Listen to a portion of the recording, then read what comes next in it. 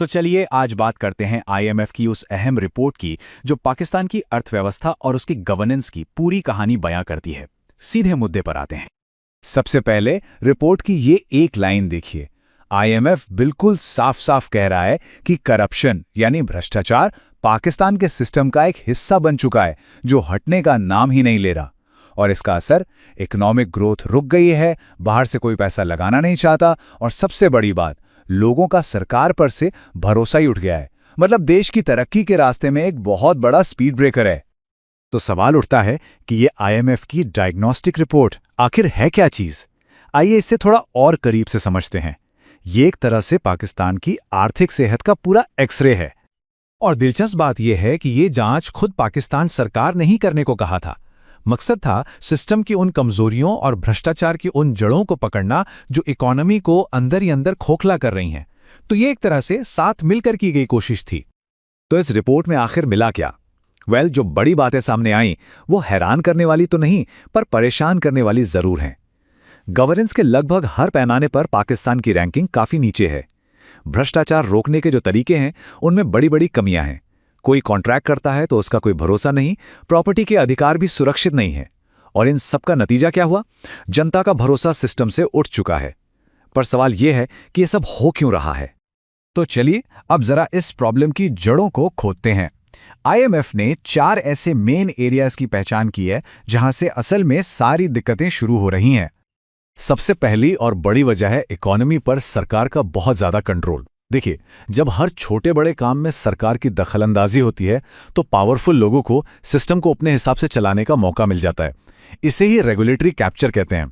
मतलब जो नियम बना रहे हैं वही ताकतवर लोगों के इशारों पर नाच रहे हैं। दूसरी बड़ी कमजोरी है टैक्स सिस्टम।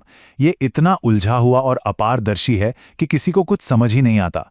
ऊपर से जो टैक्स वसूलने वाली एजेंसी है वो बेहद ताकतवर है, लेकिन उसकी निगरानी करने वाला कोई नहीं। नतीजा, देश की कमाई के हिसाब से सरकार के पास बहुत कम टैक्स आता है और करप्शन का रिस्क बढ़ता ही जाता है। अब देखिए, कागजों पर तो नियम कानून बना दिए बड़े अच्छे अच्छे, लेकिन असल में उन्हें लागू कौन करवाएगा?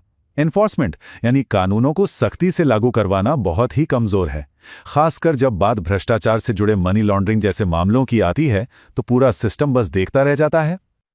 और आखिर में बात उन इंस्टीट्यूशंस की जिन पर सिस्टम को बचाने की जिम्मेदारी है। रिपोर्ट बताती है कि लोगों को लगता है कि जुडिशरी में भी करप्शन है और जो एंटी करप्शन एजेंसियां हैं उन पर हमेशा से पॉलिटिकल दबाव रहा है। तो सोचिए, जब इंसाफ देने वाले और भ्रष्टाचार रोकने वाले ही कमजोर पड़ जाएं तो समस्या कितनी गहरी होगी। अब आप सोच रहे होंगे कि इस रिपोर्ट की इतनी चर्चा क्यों हो रही है, ये अभी इतनी जरूरी क्यों हो गई है? इसका जवाब छिपा है अरबों डॉलर्स में। असल खेल यह है कि इस रिपोर्ट को पब्लिक करना आईएमएफ से मिलने वाले अगले बड़े लोन की सबसे पहली और जरूरी शर्त थी। मतलब सीधा हिसाब है, रिपोर्ट पब्लिश करो तभी पैसा मिलेगा। और ये रकम कोई छोटी मोटी नहीं है। बात हो रही है पूरे 1.2 अरब डॉलर की। पाकिस्तान की लड़खड़ाती इकोनॉमी के लिए यह रकम एक तरह से ऑक्सीजन जैसी है। तो दांव पर बहुत कुछ लगा है। पर ऐसा नहीं है कि सब कुछ नेगेटिव ही है।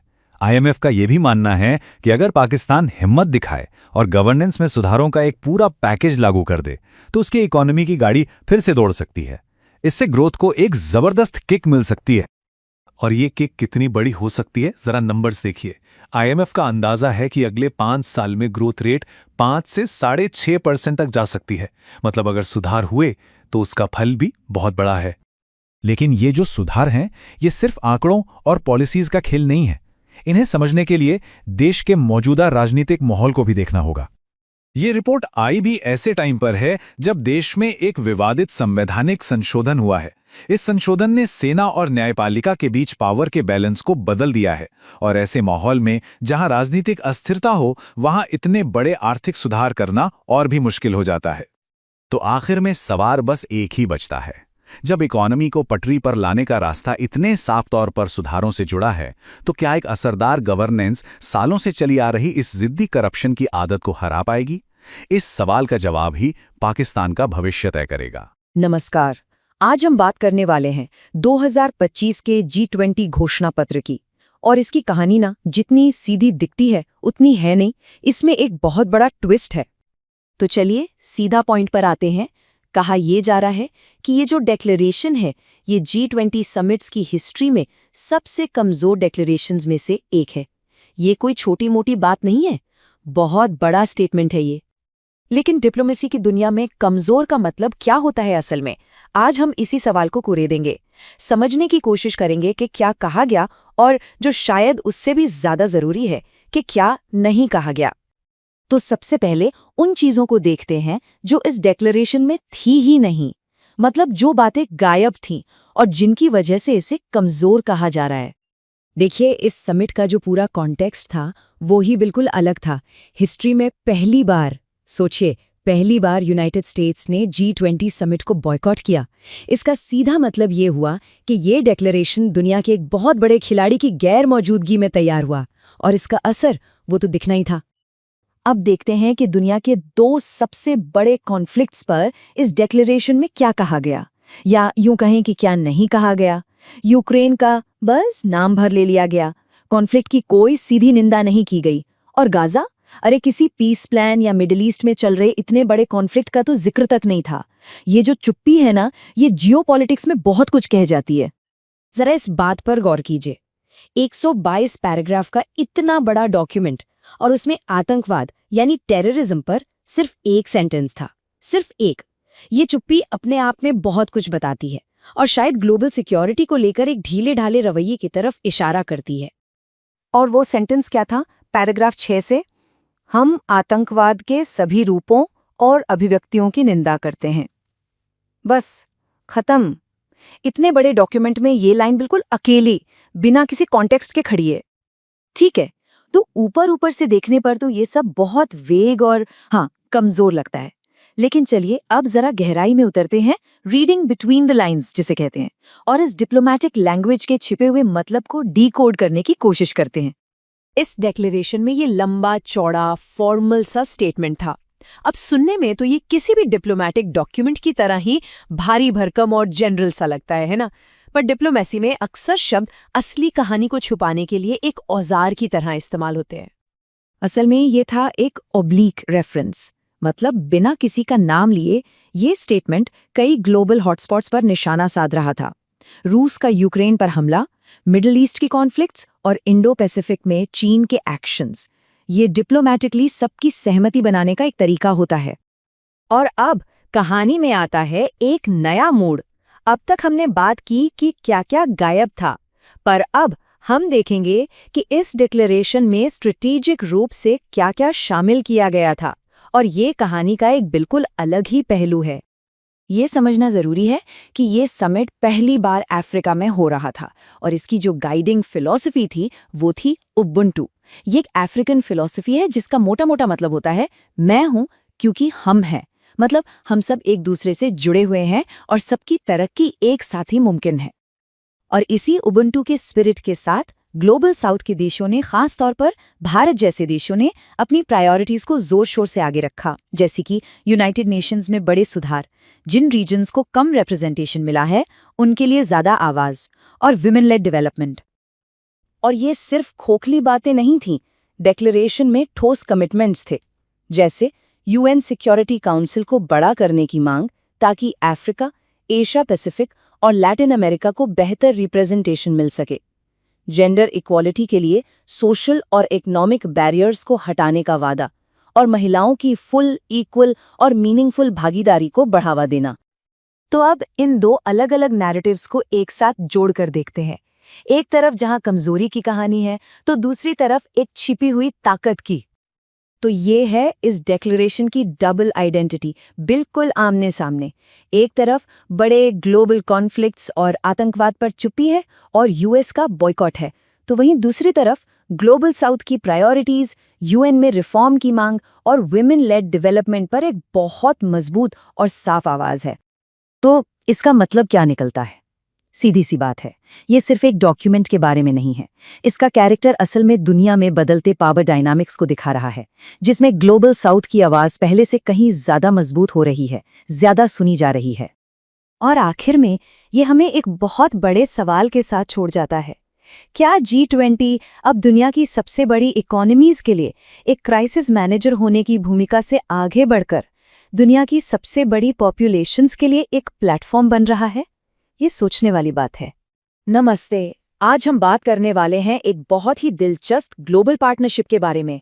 एक ऐसी पार्टनरशिप जिसकी घोषणा हाल ही में एक बहुत बड़े समिट में हुई। तो चलिए पता लगाते हैं कि ये आखिर है क्या। तो ये सब हुआ कहाँ? G20 लीडर्स समिट में। और इस बार ये समिट हो रहा था दक्षिण अफ्रीका के जोहान्सबर्ग में। आप जानते ही हैं, G20 मतलब दुनिया के सबसे बड़े लीडर्स एक जगह पर ग्लोबल मुद्दों पर बात करने के लिए। और बस इसी समिट के बीचों बीच एक बड़ी अनाउंसमेंट हुई। एक नई ग्लोबल टेक पार्टनरशिप का ऐलान हुआ। और ये कोई छोटी मोटी पार्टनरशिप नहीं है, ये वो है जो शायद आने वाले वक्त में टेक्नोलॉजी का रुख तय कर सकती है। तो सवाल ये है कि ये नया टेक अलायंस, ये गठबंधन आखिर है क्या? देखिए, G20 समिट से आई ये अनाउंसमेंट काफी सरप्राइजिंग थी और इसने सबका ध्यान अपनी तरफ खींच लिया। इस बारे में भारत के प्रधानमंत्री नरेंद्र मोदी ने एक्स मतलब पहले जो ट्विटर था, उस पे काफी उत्साह के साथ पोस्ट किया। उन्होंने लिखा, एक नई त्रिपक्षीय टेक्नोलॉजी और इनोवेशन पार्टनरशिप। हमें आज ऑस्ट्रेलिया, कनाडा, भारत टेक्नोलॉजी और इनोवेशन ACIT पार्टनरशिप की घोषणा करते हुए बहुत खुशी हो रही है। चलिए अब ये जानते हैं कि इस ACIT पार्टनरशिप में है कौन-कौन, मतलब कौन से देश हैं जो इस नए अलायंस का हिस्सा है। तो ACIT, इसका पूरा नाम है Australia, Canada, India technology and innovation partnership. सोचिए, 3 अलग-अलग महाद्वीपों से 3 डेमोक्रेटिक देश साथ मिलकर काम करने के लिए एक अग्रीमेंट कर रहे हैं। तो ये है वो 3 देश, ऑस्ट्रेलिया, कनाडा और भारत। और इनके लीडर्स हैं प्रधानमंत्री एंथनी एल्बनीज, प्रधानमंत्री मार्क कार्नी और प्रधानमंत्री नरेंद्र मोदी। तो आप देख सकते हैं, ये वाकई में एक बहुत ही पावरफुल इंटरनेशनल ग्रुप है। ठीक है, तो देश पता चल गए, लीडर्स पता चल गए, पर सबसे बड़ा सवाल तो ये है कि ये ACIT पार्टनरशिप आखिर करेगी क्या? इसका मिशन क्या है? चलिए इसके मेन ऑब्जेक्टिव्स को समझते हैं। तो इसके जो गोल्स हैं वो काफ़ी दिलचस्प हैं। सबसे पहले तो जो क्रिटिकल और नई टेक्नोलॉजीज आ रही हैं, उन पर मिलकर काम करना। दूसरा, आर्टिफिशियल इंटेलिजेंस यानी AI को बड़े पैमाने पर अपनाने में एक दूसरे की मदद करना। तीसरा, ग्रीन एनर्जी में इनोवेशन को बढ़ावा देना। और चौथा, जो कि बहुत ज़रूरी है, एक मजबूत सप्लाई चेन बनाना, खासकर क्रिटिकल मिनरल्स के लिए। अब ज़रा और गहराई में जाते हैं। ये पार्टनरशिप ग्लोबल स्टेज पर इतनी ज़रूरी क्यों है? असल में यहाँ एक 5 आइज़ कनेक्शन है, जो इस पूरी बात को और भी ज़्यादा इंटरेस्टिंग बना देता है। तो आखिर ये अलायंस इतना सिग्निफिकेंट क्यों है? ये सिर्फ 3 बड़े देशों का साथ आना नहीं है। नहीं, इसके पीछे एक बहुत ही गहरा स्ट्रेटेजिक एंगल भी है। और वो एंगल है द 5 आइज़ फैक्टर। बस ये 3 शब्द इस पूरी पार्टनरशिप के स्ट्रेटेजिक इंपॉर्टेंस को समझा देते हैं। तो ये 5 आइज़ है क्या? असल में ये दुनिया का एक बहुत पुराना और पावरफुल इंटेलिजेंस अलायंस है, जिसमें ऑस्ट्रेलिया, कनाडा, न्यूजीलैंड, UK और अमेरिका शामिल हैं। अब इंटरेस्टिंग बात यह है कि ACIT के 2 मेंबर ऑस्ट्रेलिया और कनाडा पहले से ही 5 आइज़ का हिस्सा हैं। इसका मतलब ये हुआ कि इस पार्टनरशिप के जरिए भारत को एडवांस टेक्नोलॉजी और इंटेलिजेंस कोऑपरेशन तक एक्सेस मिल रहा है, जो इसे स्ट्रैटेजिकली बहुत इंपॉर्टेंट बना देता है। ठीक है, तो अनाउंसमेंट हो गई, इंपॉर्टेंस भी समझ आ गई, पर अब आगे क्या? क्या ये सिर्फ कागज पर एक घोषणा है या कोई एक्शन प्लान भी है? चलिए ACTI पार्टनरशिप का रोड मैप देखते हैं। हाँ, तो एक प्रॉपर टाइमलाइन सेट की गई है। नवंबर 2025 में G20 में इसका ऐलान हुआ। अब 2026 के पहले क्वार्टर में तीनों देशों के ऑफिशियल्स मिलेंगे ताकि इस इनिशिएटिव को तेजी से आगे बढ़ाया जा सके। और उसकी ठीक बाद फरवरी 2026 में इंडिया एक AI इम्पैक्ट समिट होस्ट करेगा, जो सीधे इस पार्टनरशिप के गोल से जुड़ा होगा। तो आखिर में एक सवाल सोचना तो बनता है, जैसे जैसे टेक्नोलॉजी हमारी दुनिया को बदल रही है, ACIT जैसे नए अलायंस ग्लोबल कोऑपरेशन के भविष्य को, उसके फ्यूचर को कैसे डिफाइन करेंगे? ये एक ऐसा सवाल है जिसका जवाब हमें आने वाले वक्त में ही मिलेगा। जरा सोचिए, अगर लाखों गैर कानूनी बंदूक लाइसेंस गलत हाथों में पहुंच जाएं तो क्या हो सकता है? जम्मू और कश्मीर में ये कोई डरावनी कहानी नहीं, बल्कि एक हकीकत बन सकती है। आज हम बात करने वाले हैं जम्मू और कश्मीर के गन लाइसेंस घोटाले की। 100 करोड़ रुपए से भी बड़ा घोटाला, जिसके तार सीधे सरकार के टॉप ऑफिशियल्स तक जाते हैं। ये नंबर देखिए, 2,74,000। ये सिर्फ एक आंकड़ा नहीं है, ये उन बंदूक लाइसेंसों की संख्या है जो जम्मू और कश्मीर के सबसे बड़े घोटालों में से एक के बिल्कुल सेंटर में है। तो सवाल ये उठता है कि आखिर इतने सारे लाइसेंस 2,74,000 जारी कैसे हो गए। जांचकर्ताओं का कहना है कि 2012 से 2016 के बीच ये लाइसेंस किसी ज़रूरत के लिए नहीं, बल्कि जैसा कि कहा जा रहा है, मॉनेटरी कंसिडरेशंस के लिए दिए गए। साफ लफ्जों में कहें तो रिश्वत के बदले। चलिए इस पूरे पेचीदा मामले की एक एक परत को खोलकर देखते हैं। इसे ठीक से समझने के लिए ये जानना जरूरी है कि ये सिर्फ कुछ कागजों की गड़बड़ी नहीं है। जांच एजेंसियां इसे एक बहुत बड़ा हथियारों का घोटाला मान रही हैं, और जब हम इसकी गहराई में जाएंगे तो समझ आएगा कि ऐसा क्यों है। सीबीआई का अंदाजा है कि इस घोटाले की कीमत 100 करोड़ रुपए से भी ज्यादा है। अब ये रकम इतनी बड़ी है कि इससे उस इलाके में हजारों स्कूल या अस्पताल बन सकते थे। ये आंकड़ा बताता है कि करप्शन की जड़ें कितनी गहरी और कितनी सिस्टमैटिक थी। अच्छा, तो सीबीआई की जांच किन पॉइंट्स पर फोकस कर रही है? सबसे पहले तो इन 2.74 लाख लाइसेंसों को जारी करने में जो गड़बड़ियां हुई, उनकी जांच हो रही है। ये लाइसेंस जिला मजिस्ट्रेट यानी डिस्ट्रिक्ट मैजिस्ट्रेट्स ने जारी किए थे। और सबसे बड़ी बात, कई लाइसेंस गैर कानूनी तरीके से उन लोगों को दिए गए जो वहां के निवासी भी नहीं थे, जो एक देशव्यापी रैकेट की तरफ इशारा करता है। और मकसद वही, पैसों का लेन देन। तो इतने बड़े घोटाले के पीछे आखिर कौन लोग हैं? अगर आपको लगता है कि यह कुछ छोटे मोटे अधिकारियों का काम है, तो फिर से सोचिए। जांच में एक ऐसा जाल सामने आया है जो एडमिनिस्ट्रेशन में बहुत ऊपर तक फैला हुआ है। जैसा कि इस चार्ट में दिख रहा है, जांच का दायरा पूरे एडमिनिस्ट्रेटिव सिस्टम में फैला हुआ है। इसमें 8 सीनियर आईएएस अफसर, 15 से ज्यादा जम्मू कश्मीर एडमिनिस्ट्रेटिव सर्विस यानी जेकेएस के अफसर, क्लर्क, बिचौलिए और यहां तक कि बंदूक डीलर भी शामिल हैं। मतलब ये एक पूरा नेटवर्क है जिसने मिलकर सिस्टम का फायदा उठाया। और ये सिर्फ कोई अनजान नाम नहीं है। स्क्रीन पर जो नाम है, ये उन 8 आईएएस अधिकारियों के हैं जो जांच के दायरे में हैं। आईएएस अधिकारी भारत की ब्यूरोक्रेसी के सबसे टॉप अधिकारी होते हैं। जिला मजिस्ट्रेट के तौर पर इन लाइसेंसों को मंजूरी देने का अकेला अधिकार उन्हीं के पास था, और इसीलिए उनका इसमें शामिल होना इस मामले को इतना ज्यादा संगीन बना देता है। लेकिन कहानी में एक बड़ा कानूनी पेच है। इन सीनियर अधिकारियों पर आरोप तो बहुत गंभीर हैं, पर सीबीआई उन पर चार्जशीट फाइल नहीं कर पा रही है, और इसकी वजह है एक कानूनी अड़चन। तो फिर सीबीआई इन टॉप रैंकिंग अधिकारियों पर सीधे सीधे आरोप क्यों नहीं लगा पा रही? ऐसी क्या चीज है जो देश की सबसे बड़ी जांच एजेंसी के हाथ बांधे हुए हैं? इसका जवाब एक कानूनी प्रक्रिया में छिपा है जिसे कहते हैं प्रोसिक्यूशन सैंक्शन। इसका सीधा सा मतलब यह है कि प्रिवेंशन ऑफ करप्शन एक्ट के तहत सीबीआई को किसी भी सरकारी अधिकारी पर मुकदमा चलाने से पहले सरकार से ऑफिशियल परमिशन लेनी पड़ती है। असल में ये कानून ईमानदार अधिकारियों को झूठे और बेबुनियाद केस से बचाने के लिए बनाया गया था। लेकिन विडंबना देखिए, इस मामले में अधिकारियों को बचाने वाली यही ढाल अब इंसाफ के रास्ते में एक बहुत बड़ी रुकावट बनती दिख रही है। तो अब देखते हैं कि मामला अभी कहां अटका हुआ है और इस कानूनी और एडमिनिस्ट्रेटिव गतिरोध में आगे क्या हो रहा है। ये टाइमलाइन दिखाती है कि ये ब्यूरोक्रेटिक प्रोसेस कितना धीरे चल रहा है। 26 सितंबर को गृह मंत्रालय ने सीबीआई से कुछ सफाई मांगी। सीबीआई को जवाब देने में 14 अक्टूबर तक का समय लग गया। फिर 23 नवंबर को हाईकोर्ट में सुनवाई हुई और अगली तारीख 30 दिसंबर की मिली। मतलब इंसाफ का पहिया घूम तो रहा है, पर बहुत धीरे। और ये अदालत में दिया गया ऑफिशियल बयान है। भारत के डिप्टी सॉलिसिटर जनरल ने कहा है कि मामला मंत्रालय के एक्टिव कंसिडरेशन में है और निकट भविष्य में फैसला लिया जाएगा। लेकिन ये निकट भविष्य कब आएगा, ये अभी साफ नहीं है। और मामले की असली जड़ यही है। जरा इस तुलना को देखिए। एक तरफ हैं जेकेएस अधिकारी जिनके खिलाफ मुकदमा चलाने की मंजूरी जेएनके सरकार ने मार्च 2021 में ही दे दी थी, और दूसरी तरफ हैं आईएएस अधिकारी।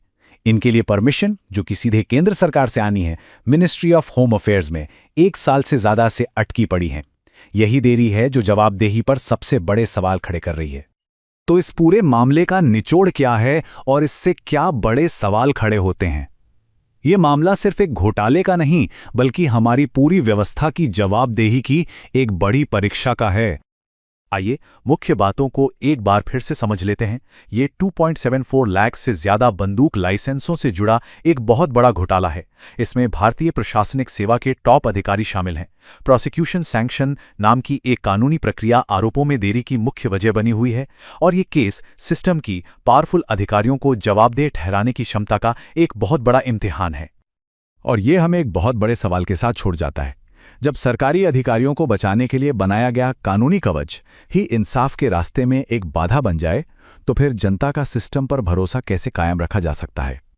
एक शहर, एक बिल, और खड़ा हो गया है एक बहुत बड़ा राजनीतिक बवंडर।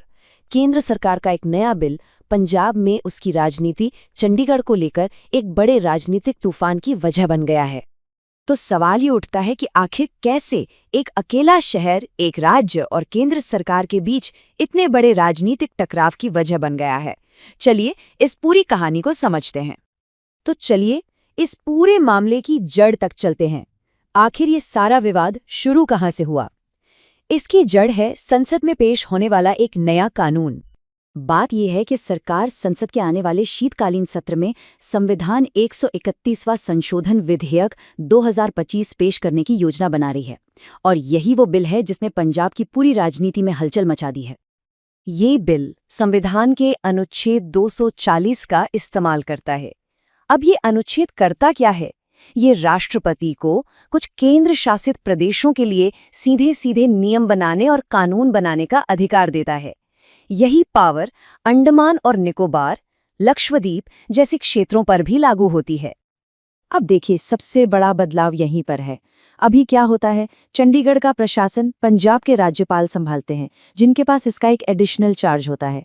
लेकिन इस बिल में क्या है कि अब केंद्र सरकार एक स्वतंत्र प्रशासक या उपराज्यपाल नियुक्त करेगी, जो सारा प्रशासन देखेगा। ये एक बहुत बहुत बड़ा बदलाव है। लेकिन इस पर इतना हंगामा क्यों हो रहा है? इस तीखी प्रतिक्रिया को समझने के लिए हमें पहले चंडीगढ़ की उस खास प्रशासनिक व्यवस्था को समझना होगा जो दशकों से चली आ रही है। सोचिए, 1984 से, मतलब करीब 40 साल से यही सिस्टम चला आ रहा है कि पंजाब का राज्यपाल ही चंडीगढ़ का प्रशासक भी होता है।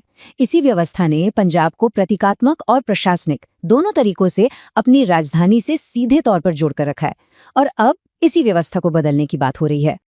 और हाँ, ये मत सोचिए कि ये कोई नया मुद्दा है। इस लड़ाई की जड़ें तो बहुत गहरी हैं, भारत के बंटवारे तक जाती हैं। चंडीगढ़ का इतिहास ही दावों और समझौतों से भरा हुआ है।